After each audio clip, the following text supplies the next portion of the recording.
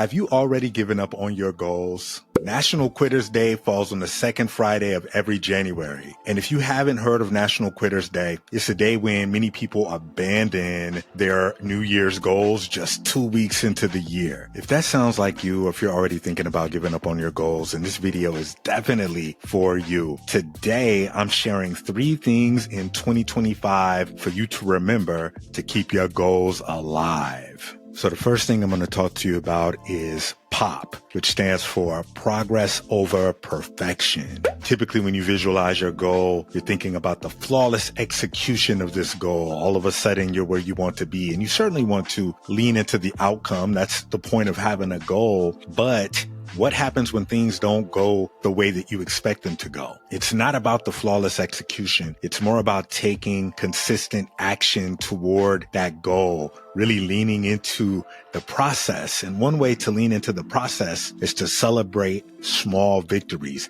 I always talk about celebrating every win, celebrate every victory, no matter how big or small, and take those successes in stride. On the flip side, when you don't have significant victories, take that in stride as well. It's a part of your journey. So remember, as you go towards your goal, it's a part of your journey. Progress does count. So progress over perfection. Second, I talked about setbacks. Setbacks do not erase the progress that you've made. All right. Again, it's all a part of your journey. A bad day doesn't cancel out your effort. I always talk about be aware of your attitude early on in the day. If your day is not starting off the way that you would like for it to start off, don't turn that moment into a mountain. Don't allow that bad moment or that off moment determine the outcome of your entire day. One thing I used to do is I would lean into that little moment that I wasn't liking, and it would be the smallest of a moment, something that didn't need to be blown out of proportion, and all of a sudden I'm having a bad day. You start to look for other things to not go right. So if you do have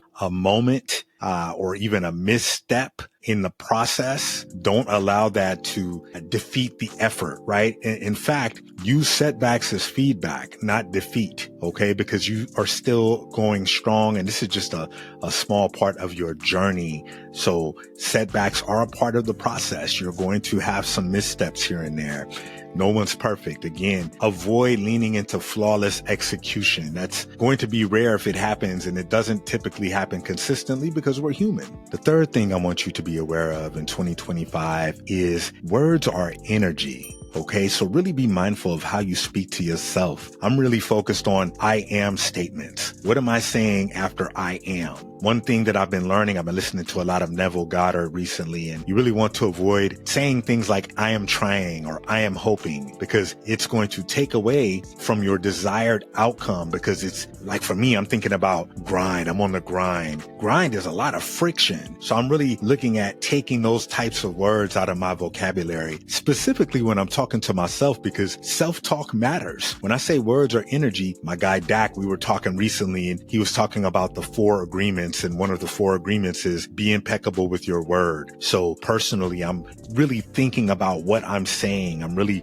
being my best or biggest supporter. And when I have moments of doubt, I actually allow those moments to process, and I write it down, and I'll say, I'm currently having a moment of doubt, but I understand that this will pass. This is a part of my journey, and I am on my way to greatness. I'm on my way to completing my goal. I'm on my way to seeing my vision through. So lean into action. That's a really good way to defeat those moments of doubt. Like, keep going, acknowledge it, but also follow it up with something positive. So if you like this video, leave a like here or comment. What are some things that you're thinking about to keep your goals alive? What are some things that you're doing to keep your goals alive in 2025? The Art of Being Freed, we're dropping new videos every Friday. Go ahead and share this with your people. Next week, we're going to be talking about how to reinvent yourself in 2025. World's changing, world's different. We're going to lean into how to be and find your best self in this new year. Until next week,